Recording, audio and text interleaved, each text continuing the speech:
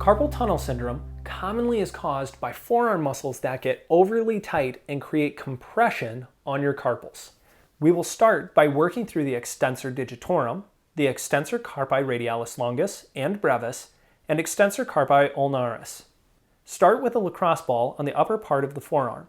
You'll notice when you make a fist and squeeze the knuckles up, the muscles will tighten in the upper part of the forearm near the elbow. Press down with the lacrosse ball and flex the wrist. Release the pressure on the lacrosse ball, returning the wrist to extension or knuckles up. Repeat this process multiple times over the top side of the forearm in the extensors of the wrist. Do this at a brisk pace.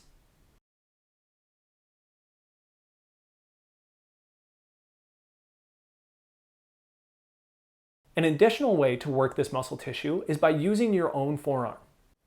Locate the flexors of the wrist by squeezing the knuckles up. Lay your arm across your knees and press your elbow into the tissue. Repeat, knuckles up, pressure on, knuckles down, pressure off. Continue this process through the muscle on the top of the forearm.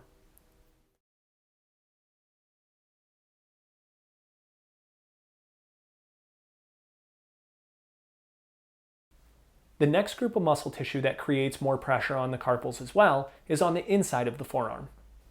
These are called the flexor carpi radialis and ulnaris and palmaris longus. Using a technique like the extensors, start with an open palm flexing your fingers towards the elbow as far as you can. After you put pressure down on the muscle tissue, using your opposite elbow, open your hand pointing your fingers to the floor as far as you possibly can. Lift the pressure, flex the wrist, bringing the fingers to the starting position. Continue this process for roughly 30 seconds in multiple spots, working briskly. The next area to focus on is the retinaculum. This is a ligamentous band around the wrist that keeps the tendons close to the bone. Oftentimes, the tendons underneath the retinaculum get adhered and make it very painful within the carpals themselves. Focusing on the retinaculum, glide the thumb up and down the entire band, spanning from the mid-wrist all the way into the base of the hand. Work vigorously with firm pressure for 30 seconds in order to break adhesions that lie deep within the carpals.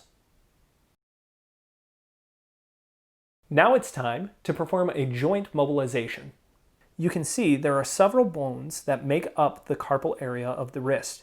We want to simply restore some range of motion to the carpals. Using your opposite hand, create a tight squeeze around the wrist and drag the hand away from the elbow as you hold the wrist.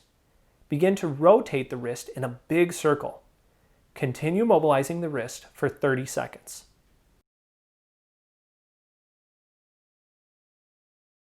Now we're going to create a stretch that's going to help the nerves communicate with the wrist. Sitting in a chair, press the shoulder down towards the floor. Rotate the thumb and wrist backwards, then flex the wrist and fingers up to the ceiling. Create a neural glide by looking down and away from that arm. Continue to perform this stretch 30 to 60 seconds.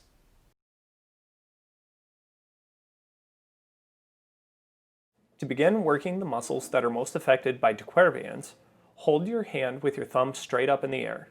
Then locate the tendon that is most superficial or on top of the wrist. This tendon will be controlled by a muscle that runs up the arm towards the elbow.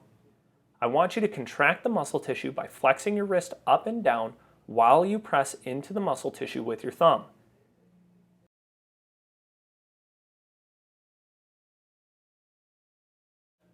If this is too difficult to use your thumb, grab a lacrosse ball and place pressure directly onto the forearm using the palm of your hand.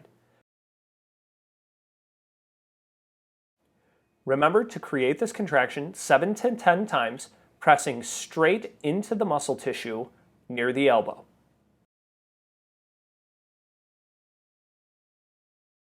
Next, we are going to run pressure from the wrist up the forearm towards the elbow, creating a firm pressure, driving up and stretching the tissue.